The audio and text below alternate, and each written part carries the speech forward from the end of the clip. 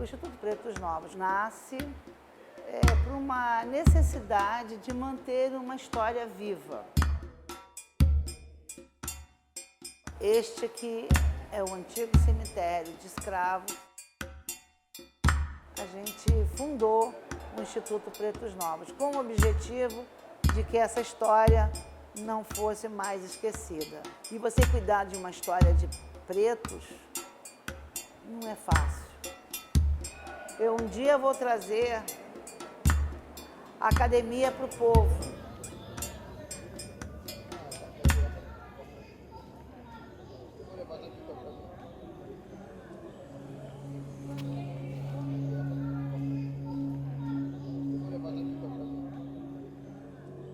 Nós vamos dar início a mais uma oficina a céu aberto.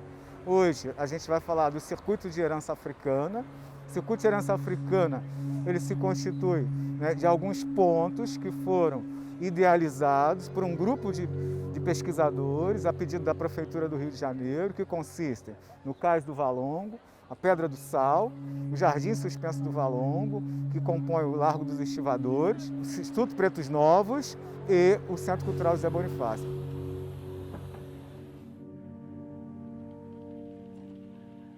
Eu estou aqui no Largo da Prainha, tá?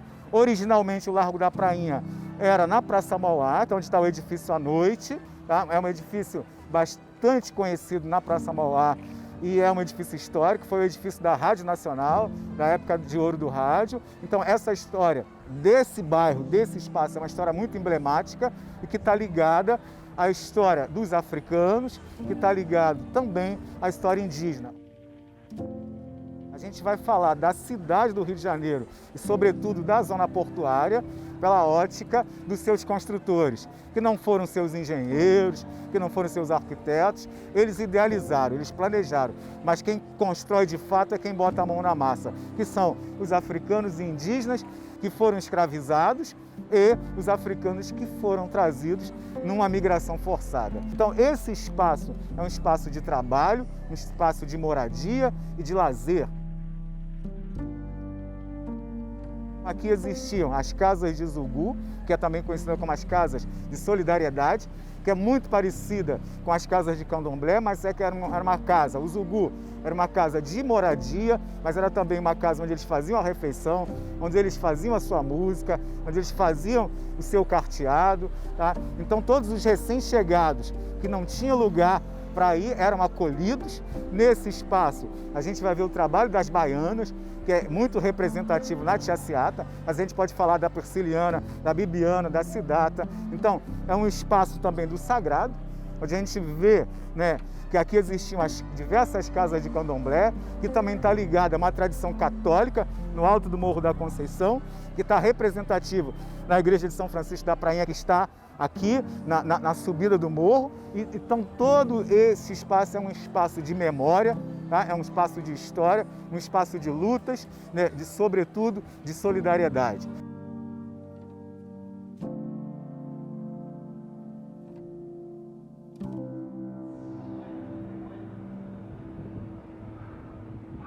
A história da Pedra do Sal é considerado o berço do samba carioca. Por que motivo? Aqui, se vocês podem olhar aqui, o mar batia até a entrada aqui dos portos. Então você tinha o desembarque de mercadorias aqui.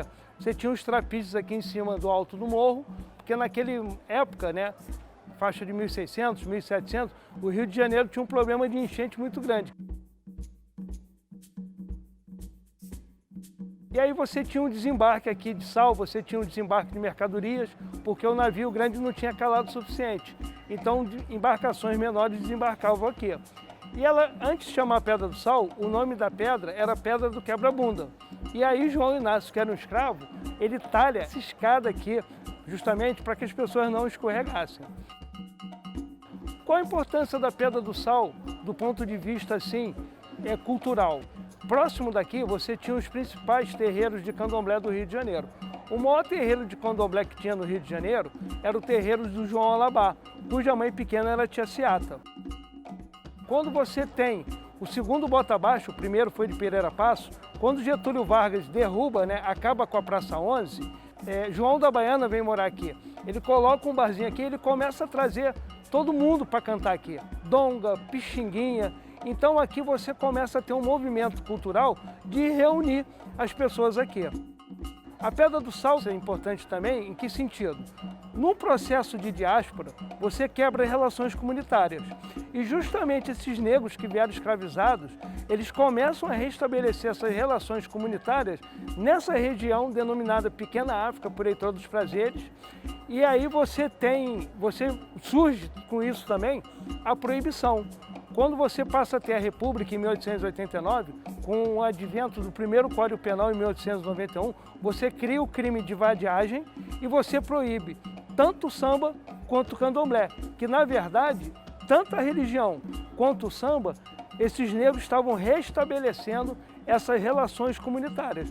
Por isso da proibição, tanto a partir de 1891, tanto do samba quanto do candomblé, que era o restabelecimento dessas relações comunitárias.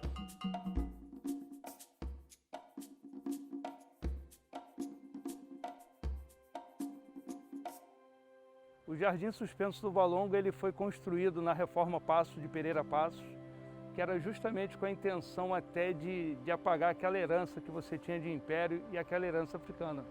Então ele foi idealizado pelo arquiteto Luiz Rey, foi inaugurado em 1906 e aqui você tinha, o objetivo aqui era você criar um espaço para as pessoas passearem no final da tarde. O projeto arquitetônico aqui tinha uma cascata. Nós podemos olhar aqui à direita, aqui, em cima atrás de mim, aqui era a Casa da Guarda. Hoje em dia é o Centro Cultural Pequena África, mas a Casa da Guarda era mais da guarda de saúde, que você obrigava as pessoas a terem condições sanitárias, né? O Jardim Suspenso aqui do Valongo, anteriormente você tinha o Cais da Imperatriz, e aí no Cais da Imperatriz você tinha umas estátuas em mármore Carrara, que era a estátua de Minerva, Ceres, e aí ela foi transferida justamente lá do Cais da Imperatriz para cá. Nós temos aqui agora à direita aqui a estátua de Minerva, mas na verdade ela é uma réplica, porque devido à ação de vândalo ela foi levada para o Parque da Cidade. O Jardim Suspenso aqui do Valongo, ele tinha um objetivo de entretenimento da população local, mas na verdade ele acabou ficando no ostracismo e acabou ficando abandonado aqui. E ele faz parte aqui do circuito da herança africana justamente pela Casa da Guarda e pela importância do processo de gentrificação que houve de você querer embranquecer o Rio de Janeiro, você querer apagar tudo que era ligado justamente ao período de império e ao período de escravidão.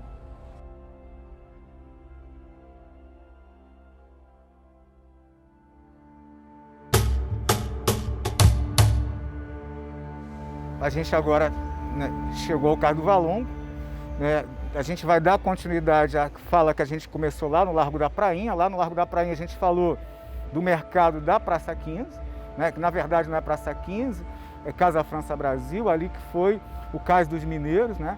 Então, alfândega, onde é o desembarque oficial, tá? E esses escravizados eram leiloados já ali mesmo e depois eles eram transferidos para as casas ali naquele espaço.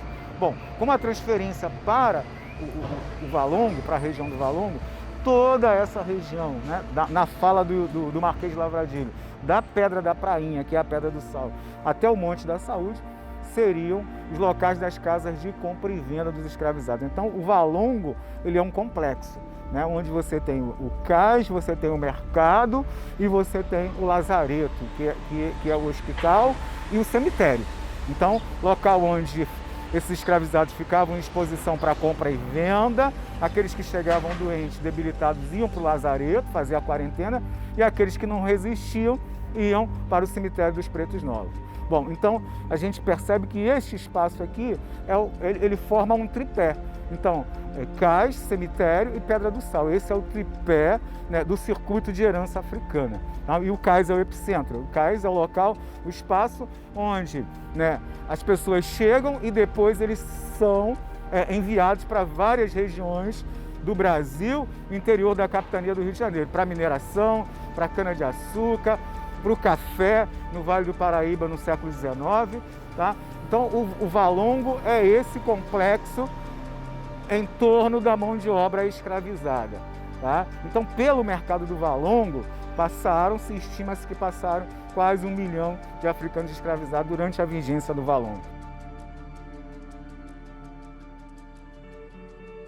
Bom, e a gente aqui não poderia deixar de falar, o André Rebouças, engenheiro, estudou na Inglaterra, foi na Inglaterra que ele traz esse modelo, né, de arquitetura mais avançado, em termos de arquitetura naval da época, é conhecido como Docas Dom Pedro II, funciona aí, né, a Ação e Cidadania, então passou a ser conhecido como Prédio da Ação e Cidadania, né, mas hoje a gente carinhosamente batizou de Docas André Rebouças.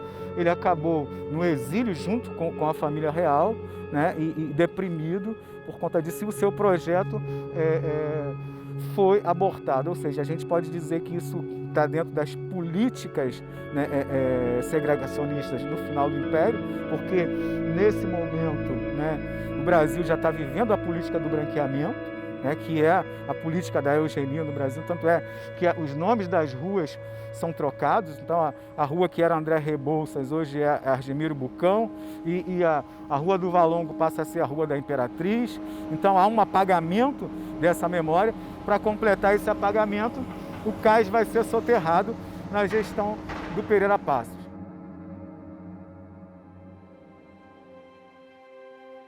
Estamos na Praça da Harmonia, o local onde foi a revolta da vacina. No início do século XX, houve um surto de varíola no Brasil e o governo, junto com o sanitarista Oswaldo Cruz, organizou uma campanha de vacinação obrigatória no Rio de Janeiro. A população seria vacinada, os homens no ombro, as mulheres na virilha. Então houve uma revolta muito grande, a comunidade se juntou, botou uma barreira, não deixou os policiais chegarem na região e organizado pelo Horácio José, mais conhecido como Prata Preta, capoeirista e estivador, organizou a população, colocou uma barreira com um poste de luz antigo em cima dele. Então, os policiais chegaram, acharam que fosse um canhão. E aí eles recuaram e só retornaram no lugar, dando a volta na região, porque a Praça da Harmonia era um mar. Fazia parte, era tudo inundado aqui ainda. Então eles deram a volta de barco, 3 ou 4 dias depois chegaram e viram que não era arma. Os jornais da época começaram a ironizar os policiais que então eles começaram a procurar os líderes da revolta.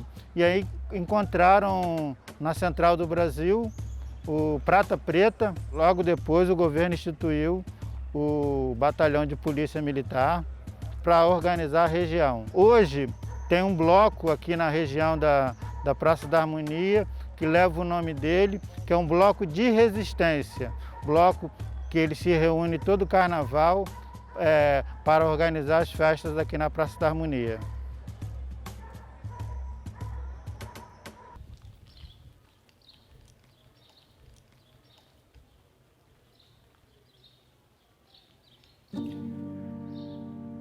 Sejam bem-vindos ao Centro Cultural José Bonifácio. Após a Guerra do Paraguai, a sociedade brasileira, resolveu homenagear o seu imperador. E o imperador Dom Pedro II resolveu reverter esse dinheiro para a construção de várias escolas. Uma dessas escolas, o atual Centro Cultural José Bonifácio, que tem vários vestígios de ter sido feito pelo imperador, como nos cantinhos vocês veem as insígnias, os dragões, que são símbolo do Império.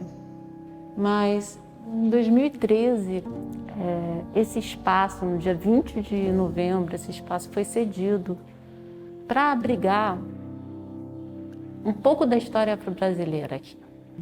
É interessante porque podemos pensar em outra época também, numa cultura em que a educação era mais valorizada, Quantas escolas têm essa estrutura aqui?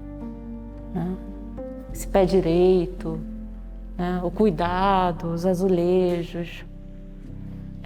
Na entrada vemos também a divisão, né, entre a parte feminina e a masculina, né?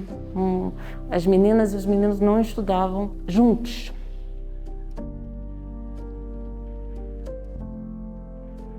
Se vemos do lado de fora esse edifício aqui, com uma maioria estilo eclético, predominância neoclássica. Então essa escola aqui, esse espaço, é um espaço que foi devolvido, mas não foi ocupado, né? Ele precisa ser ocupado.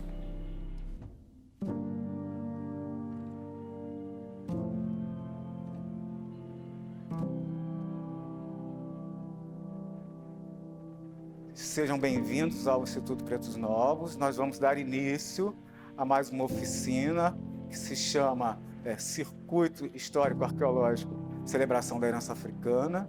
Eu vou falar para vocês um pouquinho, né, apresentar essa oficina, como que ela se iniciou.